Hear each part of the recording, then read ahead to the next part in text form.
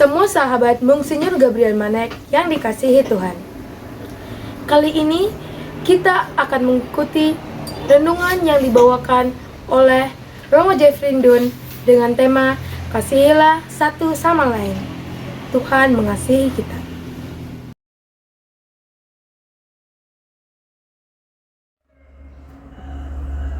Salam jumpa untuk kita semua. Saya Jeffrey Ndun Projo. Pada kesempatan ini saya akan membawakan sebuah refleksi renungan singkat dengan judul Kasihilah satu sama lain. Dan inspirasi yang mendasari refleksi saya ini diambil dari Injil Yohanes bab 15 ayat 12 sampai dengan ayat 17. Mari kita siapkan diri untuk kita mendengarkan sabda Tuhan. Tuhan bersamamu dan bersama rohmu. Inilah Injil suci menurut Yohanes, dimuliakanlah Tuhan. Inilah perintahku, yaitu supaya kamu saling mengasihi seperti aku telah mengasihi kamu.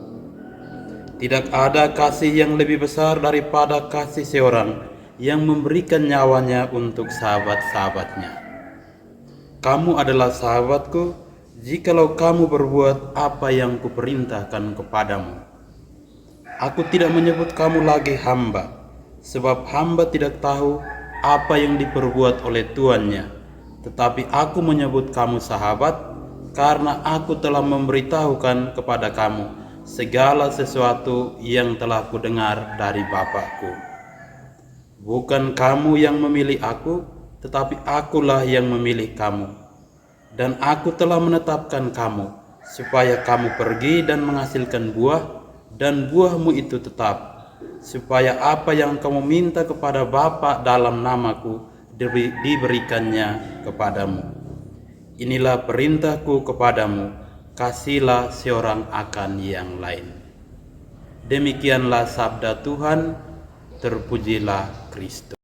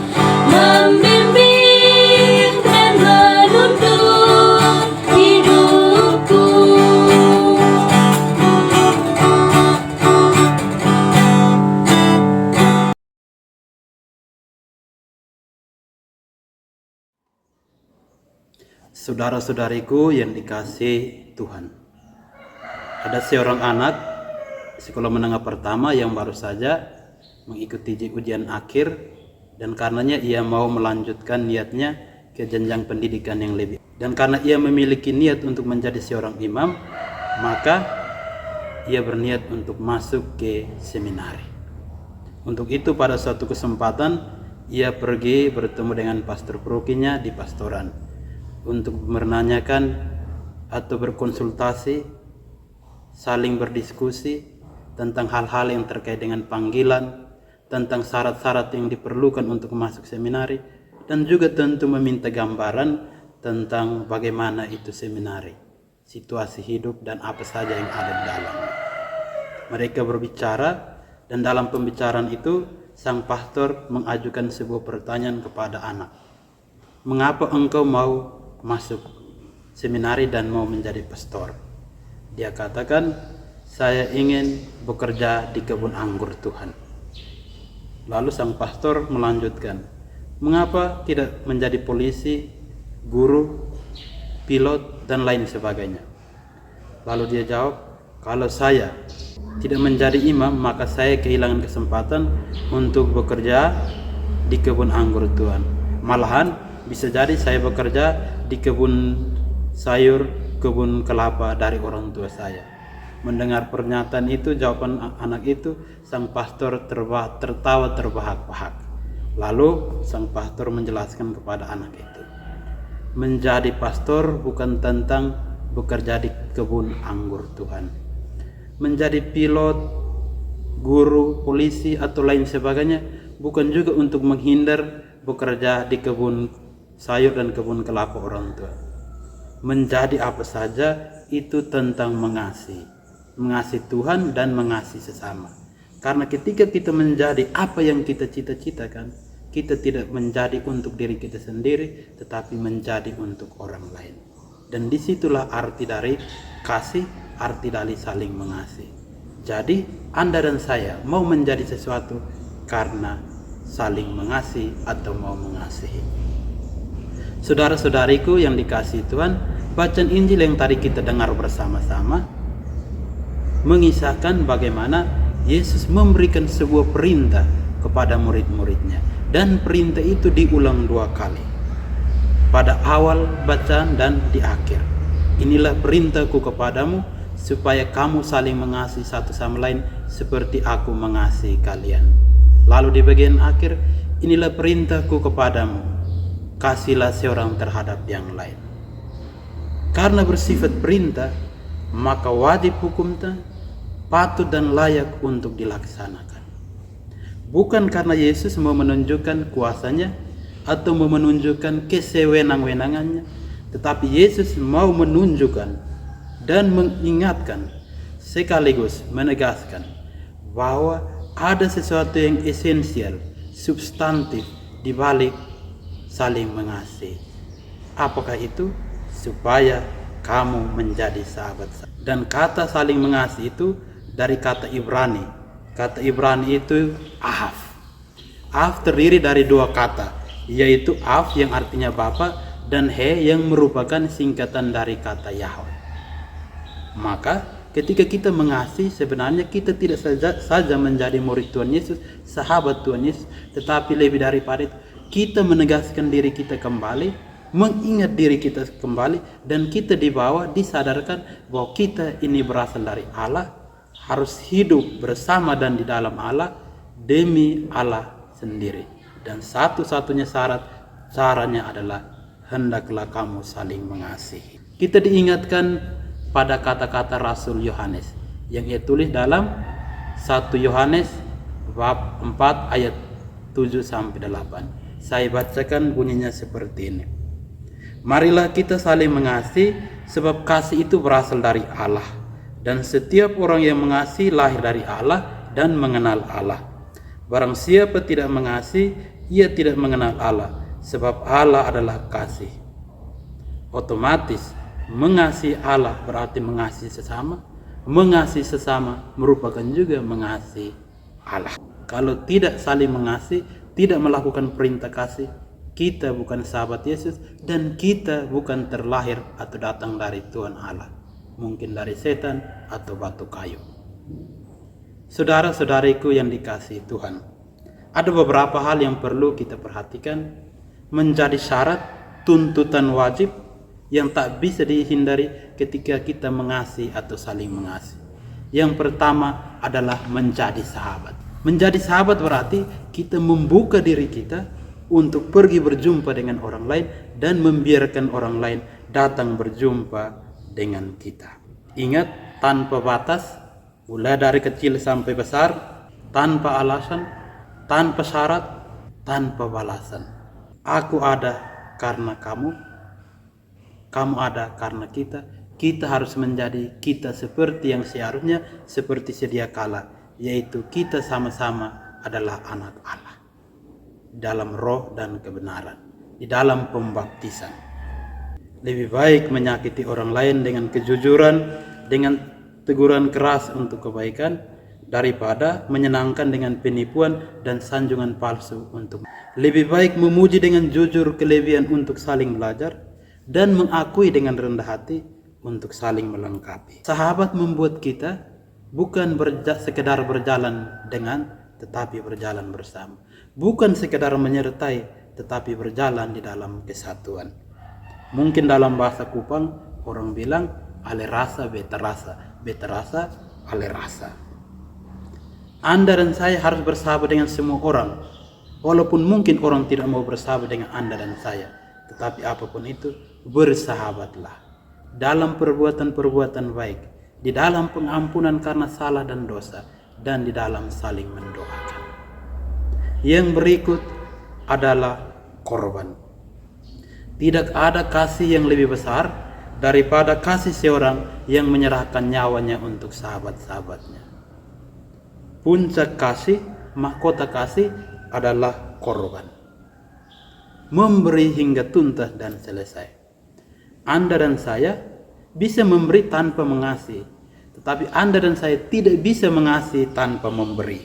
Korban materi, korban perasaan, korban pikiran untuk kebaikan semua orang dan kemuliaan Tuhan. Tapi ingat, jangan korban perasaan untuk membiarkan orang lain berbuat salah, tersesat, apalagi berbuat kejahatan. Jadilah langit yang mencucurkan air matanya, tetapi ia menumbuhkan tanaman yang subur di bumi dan pada saat yang sama menghasilkan pelangi. Yang ketiga adalah jujur atau keterbukaan. Aku tidak menyebut kamu lagi hamba, sebab hamba tidak tahu apa yang diperbuat Tuhannya. Aku menyebut kamu sahabat, karena aku telah memberitahukan segala sesuatu yang telah aku dengar dari Bapakku. Pintu segala kejahatan adalah penipuan atau ketidakjujuran. Kejujuran membawa kita pada originalitas.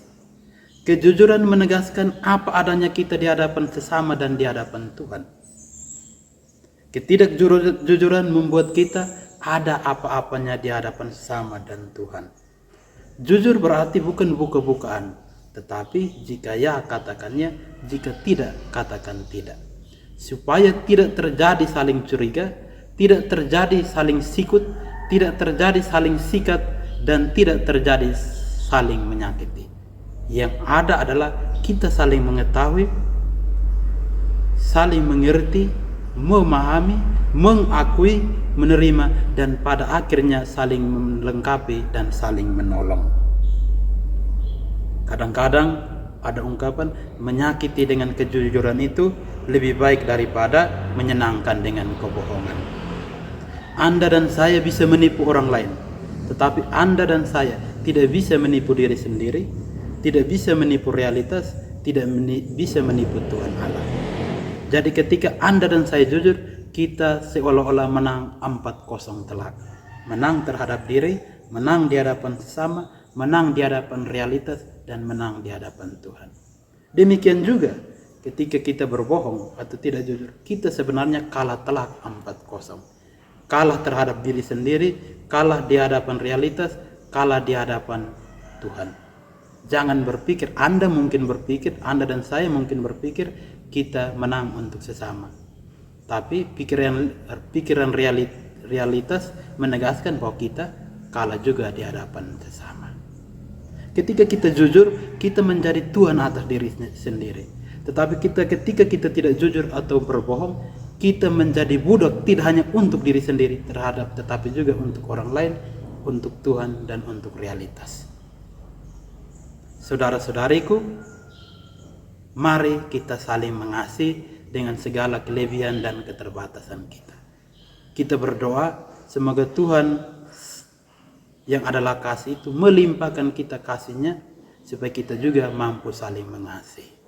Mengasihi di dalam persahabatan, mengasihi di dalam korban, mengasihi di dalam kejujuran dan hal-hal baik lainnya. Anda dan saya adalah sahabat satu sama lain di dalam kehidupan dan mungkin di dalam komunitas kita. Anda dan saya adalah sahabat di dalam nama Tuhan, karena Tuhan memanggil kita untuk menjadi sahabat, satu-satunya melayani. Kasihilah sesamamu manusia, kasihilah Tuhan Allahmu. Jadilah meja sabda untuk mengasihi Tuhan dan sesama. Jadilah meja altar juga untuk mengasihi Tuhan dan sesama. Semoga Tuhan memberkati kita semua. Amin. Romo Jeffrey Dun telah menghantar kita untuk saling mengasihi. Monsinyur Gabriel Manek sudah memberi teladan kepada kita untuk saling mengasihi. Tuhan berkati kita. Terima kasih. Semangat